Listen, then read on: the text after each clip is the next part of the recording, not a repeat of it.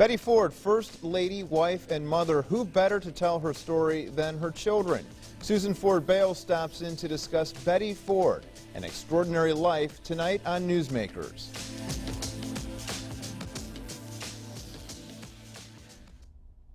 A new exhibit is unveiled at the Gerald R. Ford Presidential Museum. Fittingly, it is featuring the First Lady, Betty Ford. It's called Betty Ford, An Extraordinary Life, and one of the children, Susan Ford Bales, is here to talk about this new exhibit. How fantastic. You're featured in this in a number of places. Well, I know. I was a lot younger, I will promise you that, too. I feel old now. But you're a part of history, and how unique is it, and what kind of feelings do you have as you watch this exhibit come to life, essentially, and you're there? Well, the fun part of the exhibit is to look at the clothes and what the clothes were in the 70s and that sort of thing, and they trigger memories of, oh, I remember that, and that night we did this, and that, and who was there, and the people I knew. So it really triggers memories. You don't think about these things on a day-to-day basis. I don't wake up every morning and go, gee, I'm the daughter of Jerry Ford, and I remember 35 years ago this is what I did. That's not my life, and that's certainly not the way we lived it. So it just brings back a flood of old memories, and, you know, it's fun. It's fun. I haven't seen it yet, but I remember, you know, my bowl cut hair and bell bottoms and corduroy pants and wide lapelled shirts. Big bow ties, very big bow ties. I mean, I was a little guy then, but I remember wearing all of that. Some of those fashions have come back, obviously. Fashion is only a part of it. This exhibit is also about the character and the life of your mother. Well, yes, it is, and one of really my favorite pictures there is a dress that is a replica of the dress that she wore when she and Dad left after they were married here in Grand Rapids, and I don't know if I'd call it fashionable, but it just goes back to show you there's a picture behind it of them laughing and happy and young, and before, you know, they had 4 children and all of those things. And just what a wonderful life they had. And, you know, the extraordinary life, when you talk about it, she lived an extraordinary life. But she lived an extraordinary life before she became First Lady, and she's lived an extraordinary life after it. So it's just all about her life. We're talking about fashion. We'll stick with that. Do you notice a different presence in her fashion? Because there is that, you know, congressman's wife and then First Lady social activist. Do you see a change in her presence just as far as fashion and style? Well, no, because most of the dresses in there, in the main section of this exhibit, temporary exhibit, are dresses from state dinners, and so those would be the White House years. My mother used 3 different designers, basically. Frankie Welch, who was in Alexandria, Virginia, which a lot of congressional wives shopped at her store, but Frankie was also a designer. And then once she got to the White House, she used Albert Caprero and Luis Esteves. Albert Caprero was a young, and I mean young, he was less than 30, new designer out there, and she put him on the map. And he was, who else could you have better put you on the map than the First Lady of the United States? So Albert is still a very long-time family friend and that sort of thing. So it's just fun. Everybody's different, but some of those clothes I'd wear now. I mean, they're beautiful and they're wonderful. How is all this stored? Has all of this been kept over time, archived in Washington? What happens with it, say, let's go back to the early 1970s, day by day, was it taken and put somewhere and set aside and stored? Take me through this process. Well, first of all, Mother held on to them for a long time because my mother had an incredible system of when she wore the dress, she had tags on them, and she would write where she wore the dress, who was at the event, so that she wouldn't run into the same people, the city, because of course she traveled a lot. So I mean, if it was something you wore in Grand Rapids, you could wear it in Boston or you could wear it in Dallas or whatever, and you're not going to run into the same people, and they're not going to know that it's not a new dress. That was the very economical side of my mother. I don't want to say she was a penny pincher, but she watched her pennies. So that was one system. So she only gave most of these dresses to the museum, I would say, in the last 10 years. They've been hanging in her closet in Palm Springs. So she held on to them for a long time to be sure that that's really what she wanted to do with them. Quick question. You said they're hanging in her closet. How is Mom doing? She's doing very well. She's 92 years old, will be 93 in April. And, you know, for a woman of her age, she's doing fabulous. And she loves Grand Rapids and misses Grand Rapids and, you know, always says to say hello to everybody and appreciates all their work and love that they have for her here. Will she be making a stop by to see her exhibit, or is that No. She doesn't travel anymore. Yeah. She doesn't travel anymore. She goes to San Diego in the summer, which is a car ride, but she doesn't travel anymore. So. But we get to see these pieces of her history. So the clothes will be here, and again, she marked. She marks the tag. She marked the tags, and so I mean, there's a whole history behind every tag that says where it was worn and who was there and that sort of thing. So. How many pieces are we talking here? Oh, 30, 40. I mean, I'm guessing off the top of my head, because there are some that is sort of what I call her candy striper, the Senate wives Red Cross uniform that she used to wear. So that goes back to the congressional days, all the way up to when we opened the Ford Museum and Library, and she danced with Bob Hope at the Amway Grand Plaza. So it's a pretty wide swath of time. You and your mother are extremely close, Mm-hmm. and there are a lot of parallels that can be drawn between the two of you. One, you both lived in this male-dominated household. Yes, we do. And your mom became this very strong woman. She kind of went through this metamorphosis, and I think a lot of those traits were passed on to you. What was it like to live in this household filled with very strong-willed males, I guess?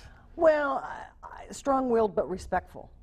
You know, the men in our family respect the women, and I would say my brothers respect my mother, and it wasn't, oh, well, you're a woman. That was certainly not the way they were raised. My mother had no choice but to be strong-willed. When I go back and I look about who my grandmother was, Grandma Hortense, her mother, who I did not know, so I've only been able to read about her. She was strong-willed. She was an advocate. She was involved in Grand Rapids and that sort of thing. Same with my dad's mother. Grandma Ford was very much involved in the Women's City Club here and DAR and all those kinds of things. So I come from strong female stock, I guess is what you call it.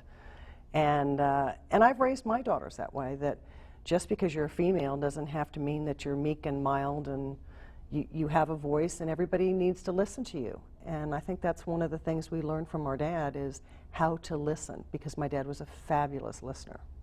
And your mom, when she became First Lady, it's as though she had this world stage, and she had an audience. Speaking of listening, she could actually orate, and here she had this world stage of listeners. Well, that is very true, but that was never her dream or desire, because she was doing community work way before she ever had the stage of being the Vice President's wife or the wife of the President of the United States. My mother had always done charity work and worked in her community and taught Sunday school and was a den mother for Boy Scouts and all of those things. And so she just had a bigger stage, I guess, is a bigger audience type than she did back then. And she found a voice. And she found a voice, but she always had a voice. Don't worry, she always had a voice, I promise. What will we see in this exhibit? I mean, I can't wait to take a stroll over there and take a look at it. It's so new right now. You talk about prom. There are pictures of your prom, the White House prom. Yes, those are actually in the permanent exhibit of the White House. It's near the state dinner section, where there's a area there in the I think of it as in the middle, and there's pictures of my senior prom. It's the only senior prom to have been held at the White House, and I don't know, maybe it'll stay that way. We'll see. So we'll see, right? We'll see. We'll see. The Obama girls are young. They could be there. We were talking earlier before we started recording here, the price tag on this and who picked up the tab, because So often now you hear about, public monies. This was all money from the high school that was paid, but sometimes things get misconstrued. They do get How much misconstrued. was your prom? The press release over there says that the cost was $1,300. There were 74 girls in our class, so I have no idea what, that was obviously broken up, and, you Right. buy your prom tickets. So who knows if you divided that up what it would be, but it was $1,300, and I'm going, really? That really sounds inexpensive to me now, but I don't know what prom goes for anymore. But the girls did the flowers themselves and did the arranging, and we paid for the food and paid for the band and all of those things. So it was not government-funded money. And as I said to you earlier, when the family used the Sequoia, which they don't own anymore because they've sold it, we got a bill. I mean, if it was not used for an event or a head of state or a purpose, then the family gets a bill for those things. It's not a free ride. Your mom, what were her principles in life? What did she pass on to you and the boys? I think honesty was total tops in our open, honest, truthful. My dad was big on being on time, and my mother did not get that gene. So I got my father's be on time gene. I'm usually early instead of late. But it's basically be kind. When you're speaking or treating somebody opposite you, you need to treat them the way that you would like to be treated yourself.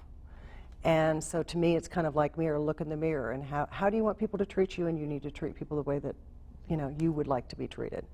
Respectful, ethical, all of those things. Integrity. Education? Education, very important. My mother did go to Bennington College. My dad, when you think about it, has more degrees than a lot of people would have in that day because of the war and everything else, or couldn't afford. My dad was a Depression child, and so was my mother. So education is very important. Stephen's been here.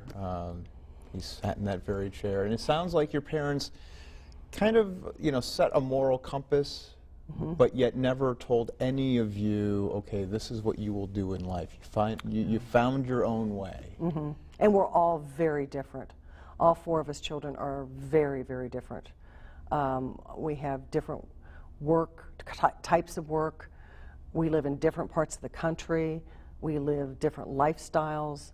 But I would say our core is the same, and that is from our parents. That is the same. You're a photojournalist? Not anymore. Used to Not be. anymore. Not anymore. That was my major in college. Author? Yes. You've written 2 books. 2002, you wrote a book that focuses on life. Mysteries in the White House. Correct. Which is kind of fun. Tell me a little bit about that book and how maybe it ties in with your mom and Well, dad. it's interesting. I co-wrote it with somebody because I certainly do not have the determination to. I'm great at starting things. I'm not great at finishing things. And so Laura and I would work together and spend hours on the phone. And the history details in the book are accurate. The characters are similar, but they're not necessarily picked by anybody in particular. But all the historical facts about the White House. One of the books focuses a lot on the Lincoln bedroom and stuff. And I did spend the night in the Lincoln bedroom, and I did not see the ghost. But it was fun. It was really a fun kind of adventure, different thing to do. Based on the period of time when you were there? I would as a say it's child? based upon the period of time in modern day society. It could be pretty much any modern day society. It could not have been George Washington or Thomas Jefferson, or it was not a buggy and horse and carriage. But focused on daughter of a president living in the White House. Exactly. Who was a photojournalist. Interesting how that worked. So, little things like that. And, so when you have a name like double exposure, that's, of course, a photojournalistic term, and then sharp focus, which is a photojournalist term. So. And the mystery, did you solve the mystery? Oh, of course. What was the mystery? Oh, I can't tell that You got to part. sell the book. You got to right? sell the book. And there's a sequel. Oh, there's two of them. And to me, they're what I call pool books. They're light-hearted weekend reading pool books. Entertainment. Good entertainment. Did your mom do it? She's done some writing. She did several books, but one she did The Times of My Life, which was kind of her biography, because she co-wrote that. And then she did one that talked about her alcoholism and chemical dependency and that sort of thing. And then she co-authored a third one about women and the disease. And so she wrote that with several women who were also in recovery. So The Betty Ford Center, you're now chair, big part of your life. How important is that to you and to Betty? And really, as far as her life, when you take a step back, how major a role does it play in who she is? Her recovery played a huge role in our entire life, not just the Betty Ford Center. And so from the time that we did the intervention to whatever 30 some odd years that she now has, and you know, people think alcoholism is horrible, there is hope out there, but I would have to tell you it's the best thing that ever happened to our family, because it brought us back together. We got honest again. You know, the disease affects everybody in the family, and when you're dealing with the disease of alcoholism, which is a chronic disease, it's one of those of denial and hiding and not really being totally honest. And at that time, all of us kids weren't living at home, so we weren't with Mother on a day-to-day basis. And it really brought us back to what our core was. And so to me, it was absolutely a blessing that this happened, because it solidified us as a family again. Who had the most difficult time at the intervention? Was there somebody who was in denial with? Oh, well, I mean, we all were in denial, but we weren't communicating with each other to let each other know what was really going on beforehand. And that's why I say it was one of those things of denial is just part of the disease, and you just keep lying and covering up, and oh, well, you know, she had a bad day, and so we'll just let that go, and oh, yeah, right, well, I was talking to her on the phone, and, you know, she seemed off or something. And it's excuses, lots of excuses and lots of cover-up. And how extraordinary is it to go from that end of the spectrum to, hey, you know what, I can make a difference, when did she say, you know what, let's start this Well, center? that was several years after she had gotten out of treatment. So the Betty Ford Center is going to be 28 years old, so it's been 28 years that's been in existence. And it's so funny because people will say, well, didn't your mother go to the Betty Ford Center? Well, no, she didn't go to the Betty Ford Center. There was no Betty Ford Center for her to go to. She created the Betty Ford Center with Leonard Firestone. She went to the Naval Hospital in Long Beach, California. But, you know, the Betty Ford Center will be 28 years old. We've served more than 90,000 patients. And Mother's extremely proud of that, and she's proud of the work that it does. And I believe you and your mother had something to do with Breast Cancer Awareness Month. Yes, we did. Talk about, those were trying times as well. Well, and that was... She's been through so much. She has been. She's a tough cookie. She's a really tough soldier. Dad had only been president 6 weeks before that when Mother was diagnosed with her breast cancer. So that was it was a difficult time in the country. I mean, the Nixons had just left, and we were new, and we hadn't been elected, and just the Constitution was challenged. That was the first time, actually, the Constitution has ever been challenged like that. And so Mother goes in for a routine physical, like all First Ladies do, and they find a lump, and you know, before you know it, you're in surgery. Now, back in those days, I mean, it really was kind of the dinosaur days, because this was 1974. When they went in and did the biopsy, if they found cancer, they went ahead and did the mastectomy. Well, that's not the way it is anymore. I mean, it's changed drastically. So that's the way it was back then, and of course it has changed a lot. And the impacts... Unbelievable. and forever has changed the way we look at breast cancer in this country. It's amazing when October rolls around and the number of walks for the cure that are there. I mean, walks, runs, balls, luncheons, fashion shows, free mammography, mobile vans, you name it. It's phenomenal in this country what October's turned into. Do you and your mom sit back and go, wow, we got the ball rolling on this? We helped. We were not the only one. We were good little soldiers and really helped, and there were a lot of chiefs out there because Nancy Brinker has done phenomenal things with the Komen Foundation, and Mother and Nancy connected, and that just helped a lot with that. But we were only soldiers of a very large thing that has truly snowballed. And I would say the progress that women have made with breast cancer in the last 35 years is far better and more progress than women in alcoholism. That there is still a huge, Mrs. Carter was here this week and we were talking, the stigma involved in mental health in chemical dependency is huge, and I don't know how long it's going to take to change it.